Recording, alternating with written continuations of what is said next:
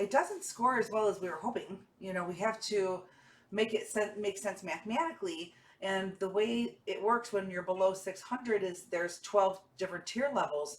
And when I was talking about those tier levels before, you can get away with, no money down or more, better offers.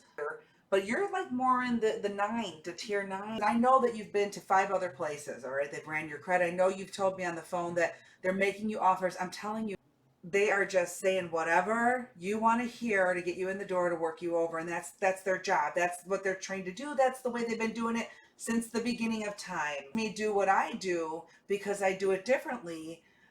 I'm not going to sit there and just bring you in here only to waste your time or take away your whole day or get your hopes on a vehicle. There's no sense doing any of that. No sense going on a roller coaster ride. I have a huge book of repeats and referrals because I'm telling people the way it is. Minimum 1,500 down. That's to start. So you'll need flexibility. Listen, cosigners don't help a whole lot unless I'm flip-flopping them around, and I'll only do that if you instruct me to. I have a big feather in my hat, and you know what that is? Producing 5,000 deals without cosigners. So I like to work with what the customers bring to the table. I mean, who are we bringing? Who's the co-signer? Well, does he live with you? So that's a different story. So spouses can join together and they're not considered they're more like co-purchasing. So if you have the same address, it might work. Does he have a way better credit? So he's okay with me flipping him on top and you on the bottom? And again, the no credit is not going to produce a zero down deal.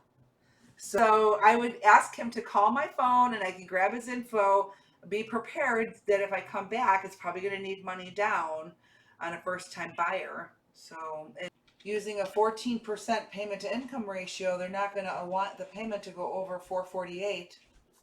And so that usually buys you about 14 or 15 grand on a vehicle with 60,000 miles or less. As the miles go up, every 10,000 miles, you're going to lower the selling price by $1,000. Otherwise, if we go outside that parameter, fall into a payment to income ratio problem. So